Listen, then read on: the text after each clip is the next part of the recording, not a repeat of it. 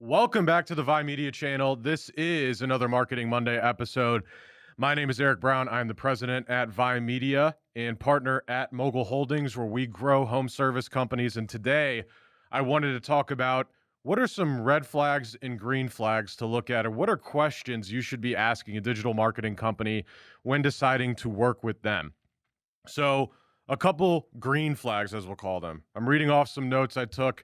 I think this should be pretty important if you're a business owner, if you're a marketing executive, to be able to be prepared to be able to answer these questions, or if you're into marketing and you just want to know more about exactly what to kind of take a look at when you're dealing with digital marketing agencies. So the first thing, of course, and I've said this over and over again, transparent communication. So providing regular comprehensive reports that explain key metrics, campaign progress, and insights in an understandable way.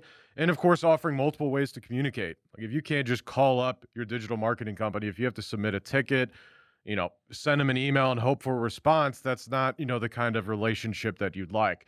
If you have something that needs to be taken care of immediately, you'd like to at least be able to get a hold of them that same day and get a timeline set up to get those changes made. Proven track record, so diverse portfolio. So showcase a range of successful products across different industries, demonstrating versatility and experience. So, of course, high client retention rates can indicate satisfaction with their services and long-term strategies in relationships. And what I say is that, our best referral partners are our clients, and that's how it should be. Because, of course, our largest cheerleaders should be those companies that we are directly helping provide a return on investment and being able to scale that company through digital marketing. If a company doesn't have, a proven track record really in your industry, I wouldn't say necessarily stay clear, but just know what you're getting yourself into. Customized strategies. So conduct thorough research and analysis to understand your business, market, and competition. If you set up a meeting with a digital marketing company and the first thing that they do when they meet with you is pitch a product or a service before knowing about exactly what you need, the goals of your business, who you're targeting, what you do, who's your customer base, things like that, then that's not a customized strategy for your business because they came in already pitching something, not knowing anything about your business besides maybe the research they did on the back end. Of course, they want to, you want to make sure that they're flexible and adaptable, that they adjust strategies based on performance data and evolving market conditions. Up to date knowledge, so certification and partnerships. I would say that certification and partnerships aren't as important as they used to be because they're very easy to get. But with that said, it's nice to be able to see that, someone is, Google Partners, for example, which Vimedia is, and, other certifications through Google or through other platforms. And also that they're publishing, content such as us, right? Right now, we're creating content about marketing because, of course, we are a marketing company. I was at an event a couple weeks ago. There was, a handful of marketing agencies. We all get to stand up and have a pitch about what we do. And instead of saying, "Hey, I want a referral to a restoration company," instead I said, "Hey, check out our YouTube channel. Go to Vi Media. Look at what we talk about." I mean, I think it speaks volumes on the content we produce versus a lot of marketing companies that don't put out anything, right? So it's hard to know exactly what they do or what their knowledge base is. Ethical practices, so transparent billing. This is a big one. So provide clear invoices with detailed breakdown of charges. Is the company you're working with charging the management cost and the ad cost, say for Google Ads? Same with Facebook. That's usually a red flag. You would want your marketing agency usually to just charge the management cost. The business's card that you're marketing for is going to be hooked up into those ad platforms. That way it can directly be taken out of that account. Um, Long-term focus, right? You don't want someone that's, just trying to sell you and look at, hey, over the next 1 to 3 months, this is what we're doing. Like, let's actually come up with a year strategy. What do we want to get done over the entirety of the next year? Where do we need to start and where do we need to get to every single month in order to get us in a spot to do that? And of course, clear contract and terms. I mean, this is a big one. There are a ton of marketing agencies that you go ahead and sign up with them. They own your website, they own your ad account, things like that. So you want to make sure that when you're working with someone, you're reading that terms of service and you're reading what the actual deliverables are. You want to make sure that as a business, you own all of your marketing assets. So if you're signing with a company and they own that website, you stop working with them and they take that down, I would say do not work with that company. Um, and then, of course, flexibility, right? Obviously, there's circumstances that are out of everyone's control. You think that a marketing avenue is going to work for whatever reason, and for some reason, it doesn't turn out, even though you have a track record of being successful with foundation repair companies or HVAC. And for whatever reason, it's not working. What a marketing agency should do is say, hey, even though we have a contract, we're not going to abide by this contract. We're going to cancel the contract, cancel the agreement, because if it's not working from the marketing company standpoint, and the client obviously is understandably frustrated and upset, there's no reason to continue charging that client. Obviously, from a revenue standpoint, from a marketing agency, you want that money, but it's not worth a bad review, right? It's not worth continuing to charge a company when you're not providing a return on investment, which is what we should be doing as digital marketing agencies. All right, so those are the green flags. Now, what about red flags? Lack of transparency, so hidden fees, unclear pricing structures, or unexpected charges. Opaque strategies, they refuse to explain their methods or how they plan to achieve promised results. This goes back to when a marketing company originally goes in, they just start to pitch something without knowing about your business in detail. Um, Obviously, the results that they're saying is all just hypothetical, right? They don't know. So that needs to be taken care of. Over promising and under delivering. We hear this all day long. This is, really, I think one of this and poor communication are the two things that are why a lot of companies don't like digital marketing agencies, simply put. So, unrealistic guarantees. So, they guarantee specific results. We're going to get you the top one position on Google. We're going to get you in the top three. Obviously, that is the goal of doing SEO. But us sitting down and saying, hey, we can guarantee this, saying that this is something that is going to be done in, 30, 60, 90 days, whatever timeline is, it's very hard to take that seriously. And then, of course, ultimately, they end up failing on that and consistently miss deadlines and targets. So if someone is producing unrealistic guarantees and inconsistent in performance, over-promising and under-delivering, you know that you should probably not be using that marketing company. Poor communication is a big one. They're unresponsive, hard to reach, slow to respond, or frequently miss meetings or calls.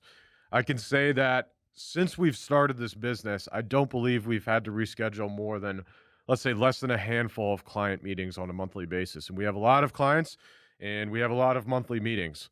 That monthly meeting is the most important meeting for our clients to be able to go over results, to be able to get feedback from the clients. How well are things working? Is there issues with leads coming in or one avenue or another?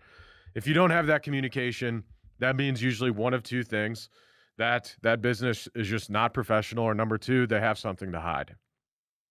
No proven track record. So again, opposite of the green flag. They have no proven track record in your industry with doing what they're saying they're going to do. If they don't have case studies, if they don't have substantial evidence of success, if they have negative reviews or unresolved complaints, right, on their Google Business Profile. I don't like the BBB, but companies can leave negative reviews on there. If a company is not responding to negative reviews, that can obviously indicate reliability issues, and that's going to come back to not having a proven track record. Lack of customization. Again, if a marketing company is just coming in and not tailoring a solution to your business, that's going to be an issue and more likely than not work. You don't want a cookie cutter approach. From a standpoint of overall services, sure, we offer Google Ads, we offer SEO, we offer, social media marketing, web design, things like that. But it's putting that stuff together in a way that makes sense for that business. Are they new, right? Do we need to start just with the web and, setting up their foundation online? Are they an existing business? Do we need to look at how well they're doing on a monthly basis on SEO, on ads, right? There's multiple different ways to obviously put all of this stuff together to make sure it's working the best for that end client. Unethical practices. So propose unethical or dubious tactics like click fraud. Fake reviews is a big one. I've had clients reach out to us when they're working with us or just ask questions and say, hey, I was recommended to buy reviews. I would say don't do that. Um, Short-term focus. So overemphasis on quick wins. Prioritize short-term metrics like traffic spikes or immediate leads without a plan for long-term growth. Lack of future planning as well. Um, those are the red flags. All right, let's get into technical expertise here real quick. So, all right, tools like technology, technical expertise. What are those companies actually using? What analytic tools are they using to track campaign performance? Google Analytics, Google Tag Manager, right? Google Search Console. What analytical platforms are those companies using to track the success of your marketing performance? How do you measure the success? What are the KPIs? Is it cost per lead, conversion rate, bounce rates, return on investment? Can you provide examples on how you've used data to optimize a campaign? Then on the SEO side, right, we got common tools, Ahrefs, SEMrush, Moz, Screaming Frog. What tools is that company using to ensure that they're getting the best data, results, analytics, and research in order to determine what SEO strategy is going to work best with you? How do they approach technical SEO? Do they look at site speed, mobile optimization, structured data, crawling issues, indexing issues? Can they perform an SEO audit? So, I mean, that's a big thing. If you're talking to a marketing company, they don't come in with a full audit as far as how well you're doing now, where are your competitors at, what needs to be done in order to, start to put you into the position of where your competitors at with getting that traffic from those keywords for your business. What platforms do they specialize in? How do they manage and optimize ad campaigns? Can they explain their approach to setting up tracking and attribution for PPC campaigns? A lot of the time, we talk to we talk to clients, and their marketing agency either doesn't have them set up on analytics, or they'll say the analytics account is under them, right? Under the marketing agency. So they can't hand that over to the client. What that specifically tells me is, again, there's something to hide. They're hiding something that's obvious. In order for a company to be transparent, they should be providing live reporting dashboard up to date with all of the content. If we're running Google ads, we take all of that data and we put it into Looker Studio. It pulls data directly from Google ads. We're able to see cost per lead, the different campaigns breakdown of the cost per lead, cost per click, the conversion rate of those different campaigns. What are our auction insights in terms of looking at how often are we coming up in ads versus other companies and things like that? If they're not tracking, if they're not measuring, if you don't have access to that stuff, I would say do not work with that company or stop working with that company if you're working with someone like that now. If they're going to be building out a website, what are they building it in? Do they have past examples of work of websites? Do they use tools to help with stuff like, SEO tools like Yoast? Or, what is their experience? HTML, CSS, JavaScript, right? Are they in WordPress? Are we in Shopify? What systems are they using and what systems are they familiar with? So really asking a lot of those questions, right? Figuring out as much detail as you can about a marketing agency is really going to put you in a lot better position of when you go ahead and choose one. Looking at social media, I mean, again, looking back at, past campaigns. How well is the marketing company's own social media account? I wouldn't say that's a dead giveaway, but at least it gives you a good idea of, is this company sufficient in what they do for themselves, obviously for what they're providing, for their clients. Automation and CRM, can they hook up tools? How are we tracking this stuff? Is there any APIs or things that we need to put on the landing pages? Is there tools we need to implement to put these leads directly into their CRM, right? Things like that, using Zoho, different systems to get that kind of stuff done. And of course, Zapier. And then ongoing maintenance and support. What is the digital marketing company's plan with you on a monthly basis? Are they meeting with you? Are they communicating with you? Are they going over what they did? With SEO, there should be specific deliverables, right? That's the big thing with SEO is a lot of companies, they're like, I don't know what I'm doing, or I don't know what the company's doing for me on a monthly basis. Well, there's set deliverables for SEO, obviously. Make sure that your company that you're working with is performing those. If they're not able to say, hey, we built out new pages, we went over existing pages, added content, we went over site structure, we, added backlinks, we're posting on the Google Business Profile, whatever it is, there needs to be something that's being shown for that, right? So make sure that your company that you're working with or talking to about working with, that you're asking a lot of these questions that I just went over, and also are taking a look out for those red flags of why not to work, with a marketing company.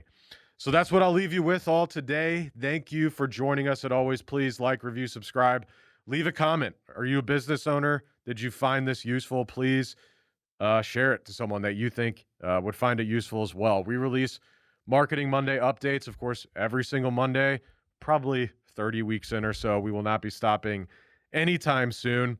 So please tune in next week. Thank you.